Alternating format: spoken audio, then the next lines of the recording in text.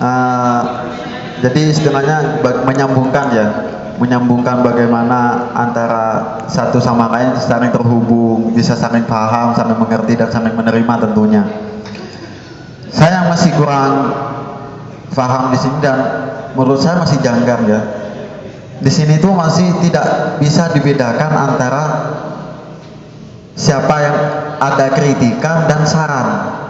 Antara kritikan dan saran terkadang itu disamaratakan, tidak dibedakan.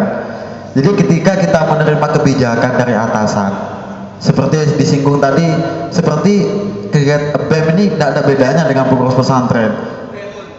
Jadi kegiatan-kegiatan pesantren sudah dihasilkan dari rapat pengurus, itu dilimpahkan ke BEM. Nanti ujung-ujungnya BEM juga yang bakal ngejalanin. Bahkan ada sebagian kegiatan yang bahkan tidak ditangani BEM itu juga pasti bakal berjalan. Seperti contoh bahasa Arab dan sebagainya tadi. Jadi kembali ke yang saya singgung tadi, antara kritikan dan saran. Jadi ketika ada suatu keputusan, suatu hal yang menjadi ketetapan dari atasan, dan kita mencoba memberikan asumsi, tampungan, jadi kritik saran-saran, ide-ide dari teman-teman kita ajukan ke atas, itu seakan berbau kritikan, bukan usulan atau sumber pikiran, bukan. Jadi seakan yang selama ini saya rasakan itu berbau kritikan. Kalian ini di sini mesti ujung-ujungnya kalian di sini sudah beasiswa. Kalian masih sudah beasiswa kan seperti itu. Ini ngapain? Ya sudah, kalau tidak ini yang kalian turutin, kalian mau apa seperti itu kan? Jadi semua yang akan kita ajukan berbau kritikan. Nah, kalau sudah seperti itu, banyak sekali yang saya dengar, bahkan saya seringkali menerima curhatan dari sebagian teman-teman itu, mereka ada beberapa alasan kenapa mereka tidak kerasan di sini. Ada sebagian sampai boyong atau sampai merasa galau setiap harinya. Iya, sebagian karena seperti itu, karena mereka merasa tidak dihargai, mereka merasa terkurung di sini. Sebenarnya kalau kita pertimbangkan antara peraturan yang ada di sini dengan pondok kita dulu, lebih ketat di pondok kita dulu, terus terang seperti itu.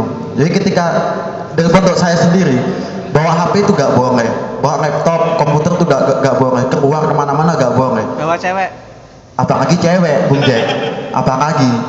Nah di sini kita bawa HP is oke kan, tidak ada yang melarang. Main komputer juga gak apa-apa, asalkan di tempatnya seperti itu. Tapi kan setidaknya udah boleh. Kalau kita pikir-pikir memang peraturannya lebih ketat dulu ketika kita di pesantren. Tapi kenapa ketika di pesantren dulu kita teman-teman ini sampai bertahan bertahun-tahun, 5 tahun, 6 tahun sampai 10 tahun? Ya karena itu di sana terjalin hubungan dan komunikasi. Nah ketika seperti ini, mungkin ke depan seperti yang sudah diusulkan saudara Fathi, kita jalin dulu, kita buat bagaimana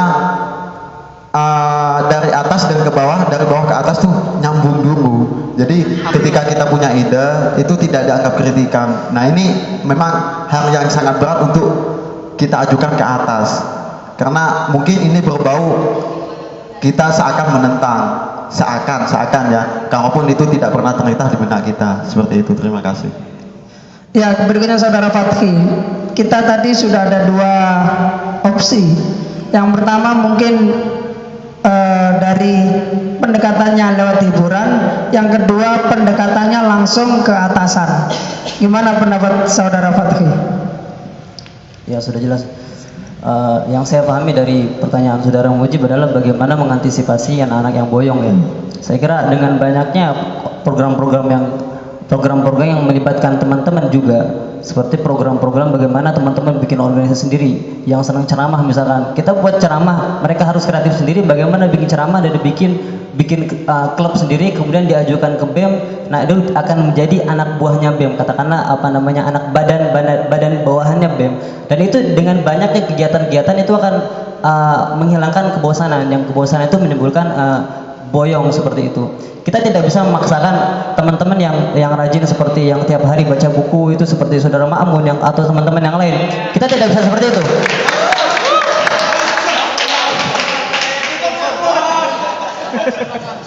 kita tidak bisa memaksakan seperti itu. Artinya karakter masing-masing teman-teman beda semua kan. Ada yang senangnya baca, ada yang senang keluar seperti saya ini kan senangnya keluar. Ada yang senangnya di kamar. Tapi dengan tidak banyaknya kegiatan itu pasti itu menurut pendapat saya, dengan tidak ada kegiatan itu orang pasti bosan sebenarnya. Itu yang membuat orang jadi boyong dan tidak kosong dari pikiran-pikiran yang menyibukkannya itu. Jadi nggak ada kesibukan dalam pikiran itu membuat orang bosan. Nah, dengan kita membuat klub-klub sendiri, teman-teman yang kreatif ini, olahraga ini, kreatif dalam hal ini, itu bisa menghilangkan kebosanan mereka. Saya kira itu.